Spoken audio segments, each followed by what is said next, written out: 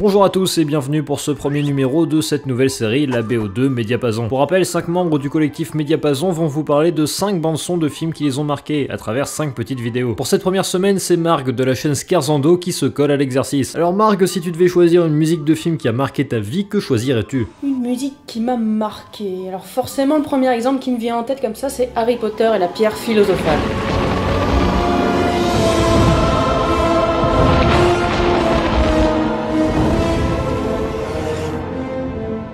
Parce qu'il y a de plus original, forcément, vous en conviendrez. Mais laissez-moi vous expliquer un peu, avec mes impressions d'enfant et d'ado, pourquoi j'ai choisi cette BO. Déjà, au-delà d'un choix musical, c'est un choix sentimental. Parce que bon, soyons honnêtes.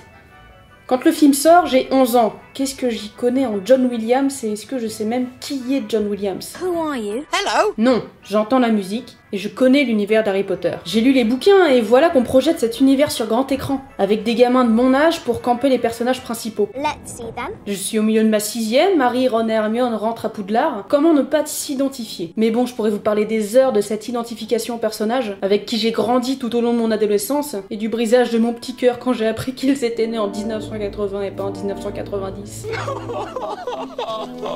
Mais on est là pour parler musique.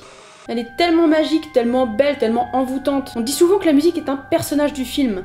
Et là, je crois que ça a jamais été aussi vrai. J'ai eu 2 CD de BO dans ma vie. Celui de Titanic et celui d'Harry Potter 1. Et celui-là, je peux vous dire qu'il est passé en boucle. Ce truc, c'est carrément un poème symphonique. Tout avait un sens et tout te reprojetait dans cet univers. Il y avait bien sûr le thème principal, enchanteur et léger, mais moi, celle que je passais en boucle, c'était la piste 11. Et la piste 11, c'est celle du match de Quidditch. Ah purée, ce passage si épique. D'abord, t'as l'appréhension, le stress qui monte. Scared, Harry? A little. Puis les joueurs sortent sous les applaudissements avec une musique grandiose et épique.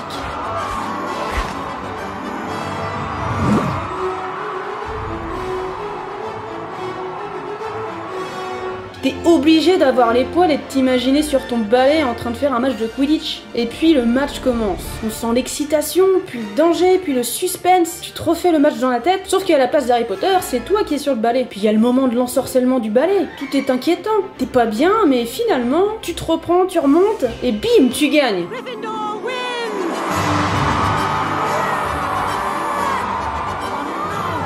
Ça, c'est du voyage. Et puis pour ajouter à tout ça, il y a un an, Vlatipa qu'on me propose de chanter au ciné-concert Harry Potter à la salle Playel.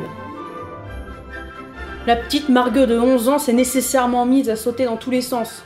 Et celle de 26 aussi, vous me direz. T'imagines, pendant 5 jours, tu fais partie intégrante de cette musique. Tu fais partie de cet univers et tu transmets toute cette magie à un public enthousiaste de 2000 personnes. Wicked. Voilà, je pourrais continuer pendant des heures, mais je n'ai pas autant de temps. Et voilà tout ce qui fait que la musique de film qui m'a le plus marqué, c'est celle d'Harry Potter et la pierre philosophale. Et si je peux me permettre d'ajouter une information qui sert à rien mais qui fait toujours plaisir, l'instrument qui caractérise le plus la bande son d'Harry Potter, car il est présent dans le thème principal notamment, c'est un petit clavier appelé le Célesta.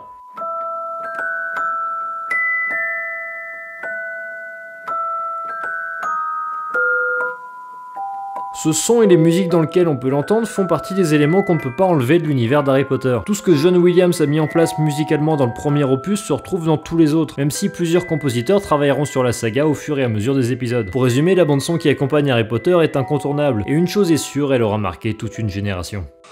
Merci beaucoup à Marg d'avoir accepté de participer à cette vidéo et d'avoir rappelé de bons souvenirs à tout le monde avec ton choix. Foncez tout de suite voir sa chaîne, évidemment, Scarzando. Elle y propose différents formats en lien avec la musique, mais en prenant parfois un axe plus historique, parfois pour parler de compositrices, de clichés sur des sujets précis. Bref, avec tout ce qui est traité sur sa chaîne, il y a forcément une vidéo pour vous. Et quant à nous, qu'est-ce qui se passe? Et ben on se revoit dans une semaine pour la suite de la BO2 Mediapason. On aura un tout autre style de vidéaste qui va lâcher un petit peu le monde du cinéma pour nous parler jeux vidéo. Enfin ça, on en reparle dans une semaine. Donc il me reste une seule chose à vous dire, à lundi sur Il était une chaîne pour une prochaine vidéo.